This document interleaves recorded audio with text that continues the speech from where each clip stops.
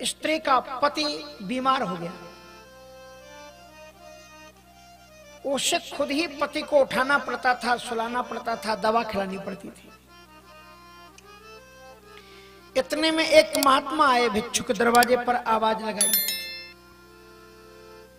उसने आने में विलंब कर दिया, बड़े देर में भिक्षा लेकर के निकली।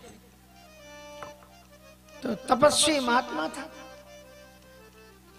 देर करके निकली तो टेढ़ी नजर से उसको देखने लगे, गुस्से में भर करके। तो सती ने कहा कि महाराज जो कुछ हम देते हैं इसे ले जाओ।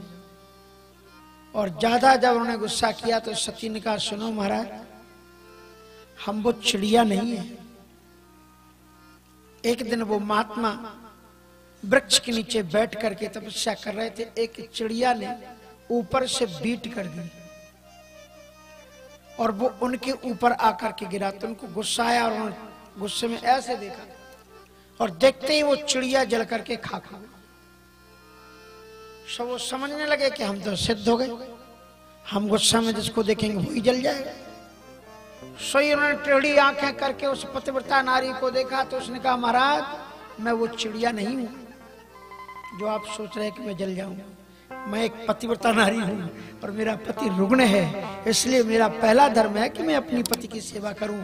एक ही धर्म एक व्रत नेमा, काये वचन मन पति पद प्रेमा।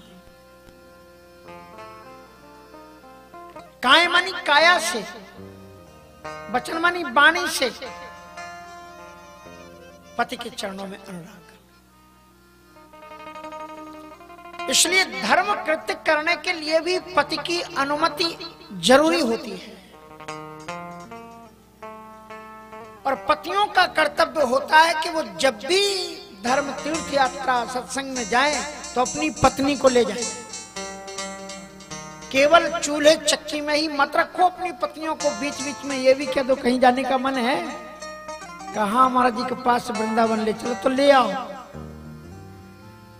काशी जी ले चलो तो ले चलो। श्रीमद् भागवत में पढ़ना, हाँ कौन ऋषि थे वो, कर्दम ऋषि। उन्होंने पत्नी को प्रसन्न करने के लिए कहा दिन रात चूल्हे चक्की में लगे रहते।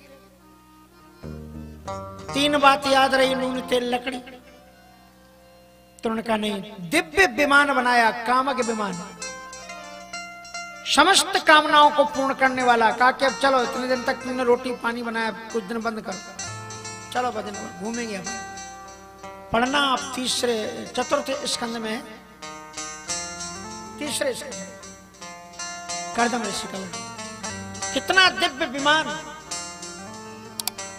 और अकेले उनका मन नहीं लग रहा था तो उसी सरोवर से 1000 कन्याएं प्रकट की जो उनकी सेवा के लिए चली। तो कभी कभी पत्नी के भी सुख और दुख का ध्यान रखना चाहिए। और पत्नियों का कर्तव्य है कि वे धर्म पारायण पूर्वक कभी भी पति के साथ में छल न करें। क्षण सुख लाग जन्म शतकोटि, तही सम नारी कहो को खोटी।